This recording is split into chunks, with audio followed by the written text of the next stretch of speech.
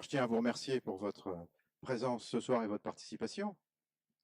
Alors, nous avons tenu à organiser un certain nombre de réunions euh, au travers des conseils de quartier pour chacun des quartiers. Donc, on a planifié trois réunions. Alors, l'objectif, ce n'est pas, bien évidemment, de concurrencer ce que font les conseils de quartier, bien au contraire. Et nous leur avons demandé, en fait, de dire, ben voilà, on aimerait pouvoir revenir devant les habitants de chacun des quartiers et de pouvoir traiter les sujets qui sont importants, les questions du moment, etc. Bon.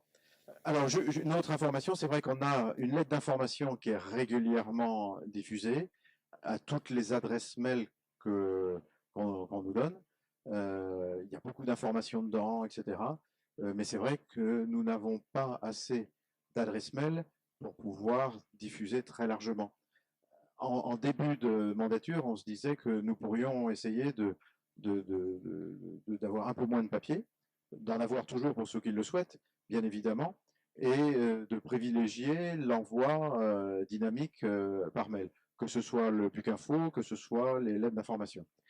On a reçu tellement peu d'adresses mail que c'était très compliqué à gérer, en fait, une distribution sélective. Et on est resté, on distribue le papier à tout le monde et on envoie les lettres d'information à ceux qui ont des adresses mail. Donc voilà.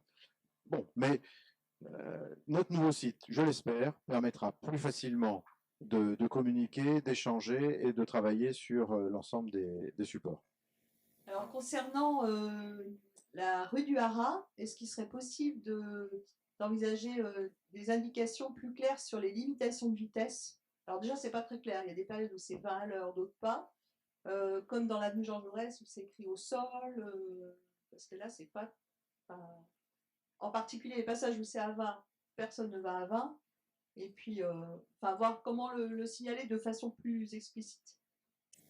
Il y a un certain nombre d'endroits où on a quelques soucis de vitesse, ont été relevés récemment, rue des Lavandières, justement. La configuration fait que les voitures sont obligées de faire d'entrer les chicanes et les trottoirs sont tellement étroits que même si les voitures respectent, parce que notre gare champêtre a fait plusieurs stations là-bas pour regarder, et il nous a dit non, elle roule à la bonne vitesse, mais c'est vrai que c'est tellement étroit et ça tourne comme ça, on a l'impression qu'elle vont vite. Moi, je la prends en vélo régulièrement. Et quand je la descends à 30 en vélo, je me dis, mais une voiture qui va à ma vitesse, euh, ça doit donner une impression de grande rapidité. Donc parfois, il y a cette. Enfin, c'est vrai à cet endroit-là, je ne dis pas que c'est le cas régulier, mais on a le souci quand même de vitesse à différents endroits. Après, on a le souci du stop en bas qui est respecté quand les gens ont le temps. Voilà, donc quand, éventuellement. Donc voilà, on a sensibilisé notre sécurité publique pour ça, mais comme nous n'avons que 2 personnes, c'est difficile. Mais néanmoins, ils ont fait plusieurs passages là-bas et pour voilà, au moins rappeler. Et quand ils sont là, les gens s'arrêtent et on respecte plus. Ouais, ah, ouais, mais je ne sais pas si on le dit, si. Bon, ils feront une opération de verbalisation demain matin. Voilà, me dit-on. Et ils étaient là ce matin aussi. Bon, voilà. On leur a demandé, justement, parce que ça nous a été remonté. Bon, sachez-le. Alors, je vous propose qu'on en termine là. On peut poursuivre autour d'un verre pour ceux qui ont le temps.